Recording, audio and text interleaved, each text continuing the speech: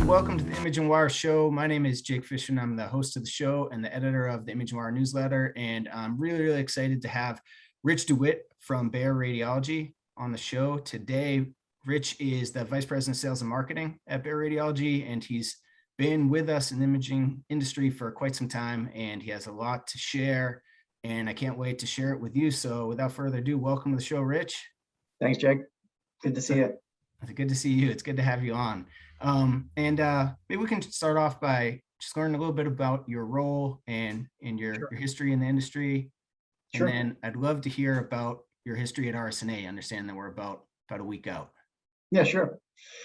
Interestingly, this is going to be my 18th RSNA. And when I say that, it's kind of like, it's hard for even me to believe. I've been with the company for 22 years, and most of that time has been in sales and marketing. And most recently, for the last 4 years, I've been the head of the sales and marketing organization in the US. And so very familiar with RSNA. I've been both a product manager and brand manager early in the weekend, setting up the booth, helping our service organization set up the booth, as well as made a lot of great relationships over those years. So really looking forward to getting back to a live RSNA this year. I bet maybe you don't have to set up the booth this time or not spend too much. Yeah, it's not something I'm planning on, but you never know. If I need to, I'll help out. I'm curious, has it always been the week after Thanksgiving? Yeah, as long as I've been associated with the company and RSNA, it's always been the week after, or the weekend after Thanksgiving. I was told that one year it was, I believe, it might have still been the weekend after Thanksgiving, but it was in a warmer state. I think it was in Florida, actually. I've never seen that. It's always been in Chicago the weekend after Thanksgiving, but it's kind of become a tradition for us. So it's all good. For sure. Keeps you tough. Yeah. So looking forward to this year's show, are there any things in particular that you're really most excited about? Yeah, I guess the thing that I'm most excited about is being able to get out of kind of this environment and actually have an opportunity to see people who I haven't seen, even within our own company, live. And so that's going to be great.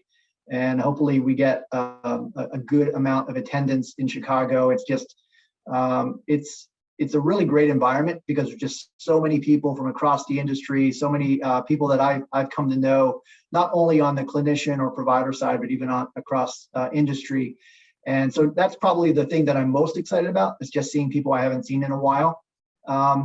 There's some other things that I think, just healthcare in general has tremendously changed over the last several years, but even more pointedly the last couple of years because of the pandemic and just hospitals having to react to changing the way in which they engage with patients and even vendors such as Bayer.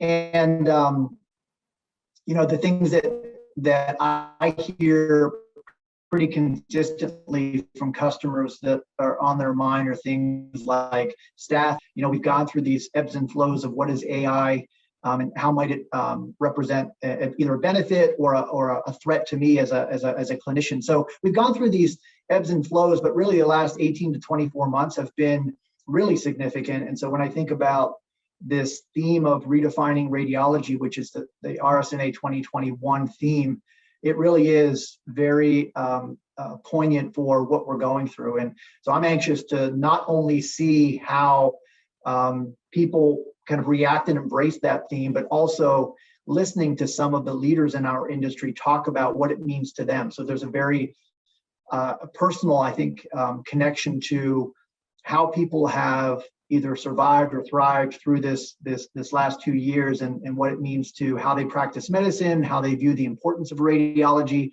what the expectations are that they have of vendors. So there's a lot packed into that. And I'm really anxious to get into Chicago and start to hear some of those themes. Right. That's an excellent point. I mean, there's it's more than just seeing this group of people kind of getting out of the house for the first time in almost 2 years. It's they're different, right? Their jobs, realities, and perspectives are all different, and that's a really interesting point. So for those people who are making it to RSNA for the first time since 2019, and they make it to the Bayer booth, they're walking by, what are the things that they're going to see? Well, we've gone through I'll get to that in just a moment, but I think just to kind of relate it to some of what I was talking about. So we've, over the history that I've experienced RSNA, we've gone through these phases of, there's been probably in the last decade, there was a ton of heavy innovation in terms of technology and speed and just a lot of innovation built into the devices that you would see on the exhibit floor. We've gone through a theme and a wave of personalizing medicine, understanding that different patients have different situations, and we need to account for that when we're either building protocols or deploying products. And we've gone through that kind of era of personalized medicine. We've now entered an era where, like I was talking about, staffing challenges or workflow efficiency challenges. Obviously, supply is a heavy topic right now, and financial constraints.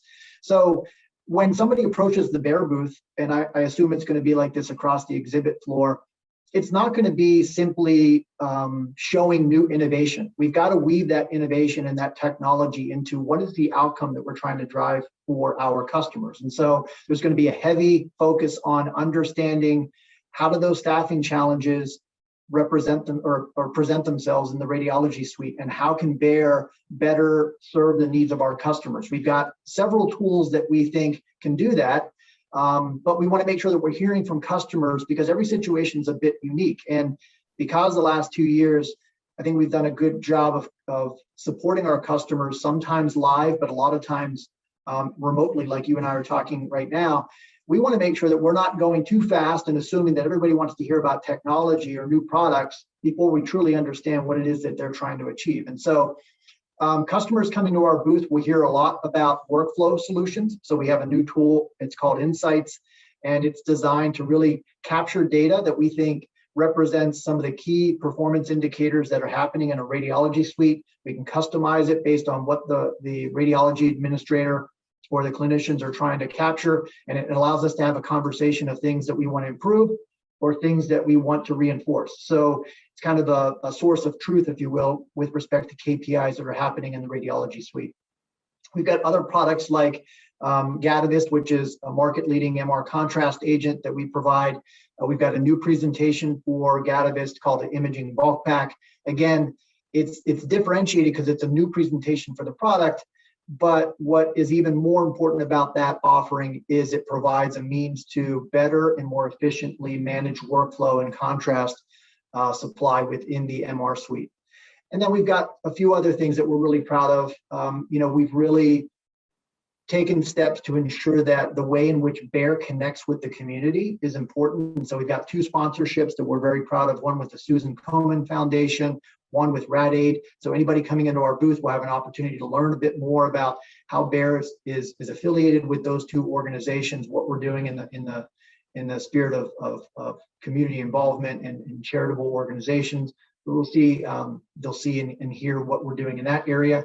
And then what we've also done is, under the concept of, in support of the concept of the AI, is the last couple of years, I think actually the last time there was a live RSNA meeting, there was an AI showcase that Bear participated in, and it was very early. So we had communicated to the industry that we had a commitment to getting more involved in AI. We used that as kind of an opportunity to hear and learn and listen.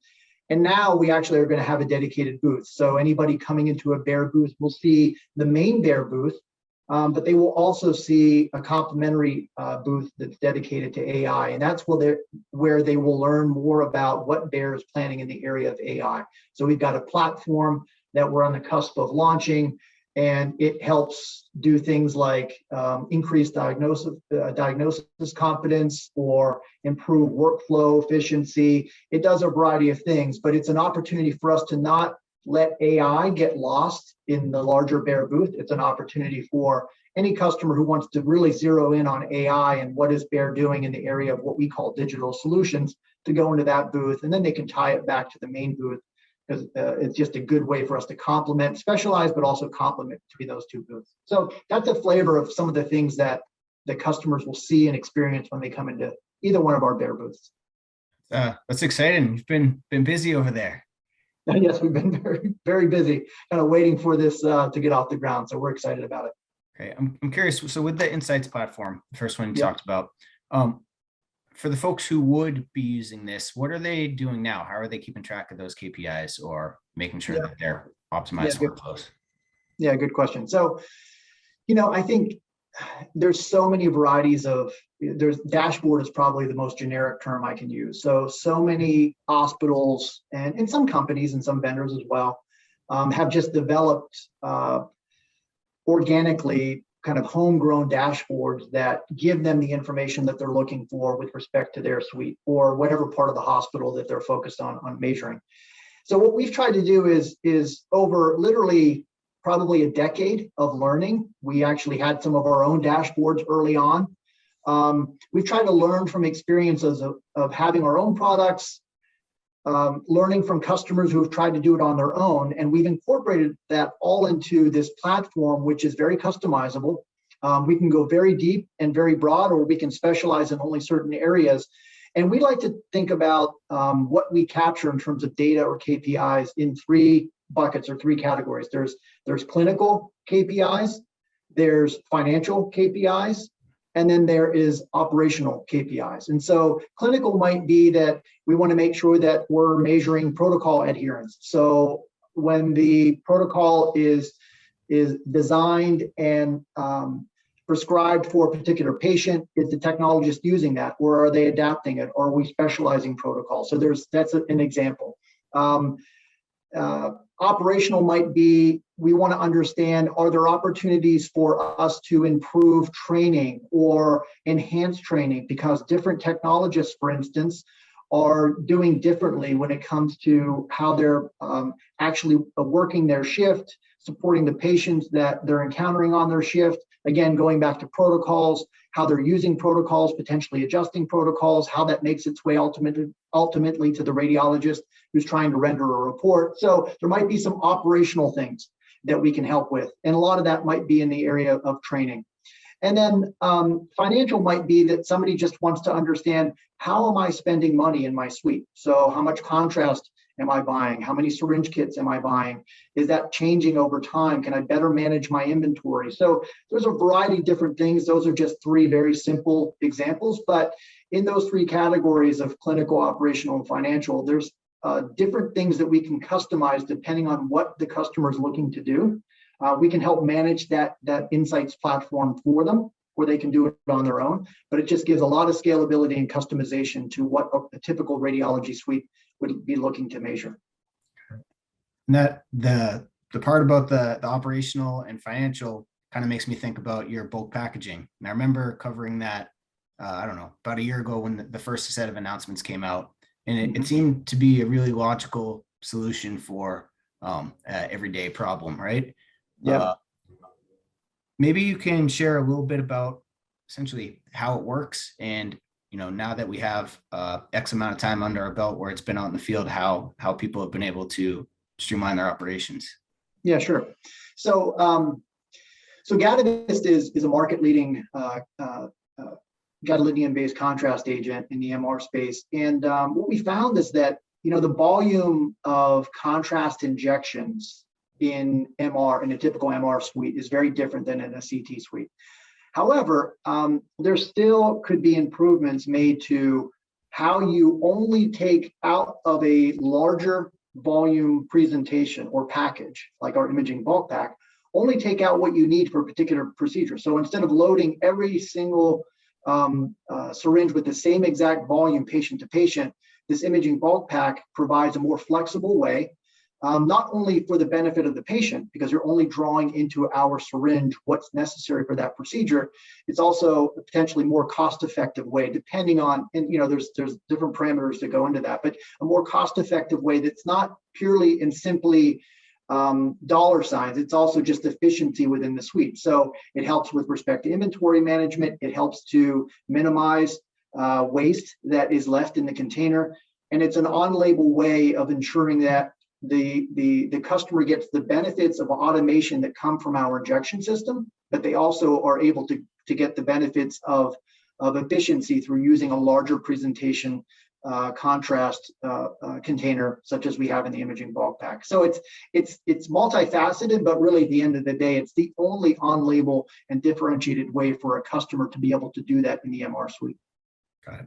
And I'd wager to say that your booth might be the only at the show that has a bulk packaging display next to a kind of information on new AI tools that are coming out. Maybe you can tell me more about the kind of strategic perspective on this, your steps into AI. Yeah, so it's a variety of different things. So we started down the path specific to AI. We started down the path of developing what I would call clinical apps. So things that would actually aid the radiologist in rendering a diagnosis. And that still is going to be part of our overall portfolio. But we've also found that the way in which we can broaden that strategic vision and perspective is to offer a platform that does a variety of things. So some of what's on that platform and what customers will learn about in the digital solutions booth has to do with very specific apps that help with respect to clinical diagnosis and complementing what the radiologist is trained to do. Because in no circumstance are we assuming that we're going to produce a tool that is going to replace a radiologist. I know that that's been a sensitive topic. Our goal is to try to ensure that our customers have the benefit of technology and the tools that we provide to help them do their job better. And so it's going to be a complement to the radiologist. So there will be tools such as that reside on the platform. The other thing that the platform is able to do is kind of serve as a partnering gateway. So if there are developers that we're able to interact with at a meeting such as RSNA, where they believe that they've got a tool that would help in either a clinical or operational manner, but they need a means to be able to provide that to customers, then potentially we want to view that as a partner where they can partner with Bayer on this platform to offer that service. And so it's a much more far-reaching and broad perspective that we have with respect to AI than we had even a couple of years ago.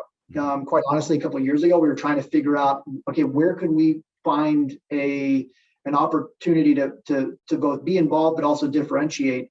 And we found that over the last 2 to 3 years, the best way for us to be able to do that is clearly have a platform that's broad enough that it offers Bayer-generated apps for the benefit of, again, clinical or operational outcomes, but it also provides an opportunity for other partners to collaborate with us on that platform. And so that's what people will see and learn more about at RSNA.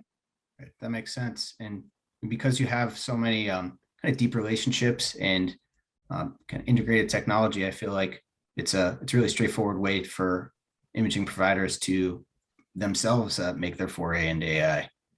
Exactly. Yeah, that's our hope. It seems like a very realistic goal. One last question. So now 18 years into RSNA, minus the virtual years. Where's the best place to get dinner in Chicago? Wow. There's a couple of places that I've gone to, and actually the names are kind of escaping me right now, but Maggiano's is always great. I mean, actually, I know that it's now a chain across the US, but it's the first place that I discovered in Chicago, the location in Chicago. That's been awesome. Joe Stone Crab is another place if you like crab. It's funny because sometimes people would think, well, you have to you go to the coast to get good seafood. You're in San Diego, so you know what I'm talking about. But I've never had crab like I've had at Joe Stone Crab. So that's another perfect location, and the list just gets longer from there. There's so many different restaurants, and you probably can't go wrong as long as those restaurants have enough staffing. There's more than enough to eat in Chicago. I assure you of that. Really good point. Well, thanks, Rich. I would say to the folks watching, if you're heading to Chicago, check out Joe's Crab Shack. Stone Crab, not Joe's Crab Shack, Joe's Stone Crab. Two different. Excuse me. Joe's Stone Crab. I think there might be a place in San Diego called Joe's Crab Shack. Anyway, go check out Joe's Stone Crab, and then also go check out Rich and his team at the Bayer booth. Seems like they have really great ways to address some of the really big needs that imaging teams have right now. and some of the changes that they're going to have to make going forward. And I appreciate you coming in and sharing those insights with us and giving everybody a chance to learn more about what you're working on. Yeah, Jake, thanks so much. Just two real quick things. So our booth number is 2529. People will find us obviously in the exhibit hall, and just look for the bear logo in 2529.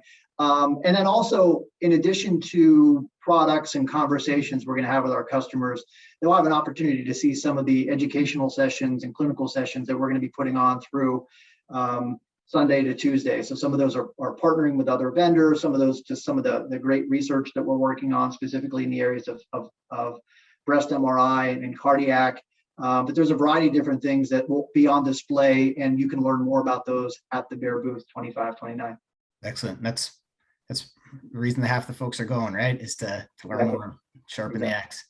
All right. Well, thanks a lot, Rich. See you at the show. See everybody at the show. Have a great day, everyone. Thanks, Jake. Take care.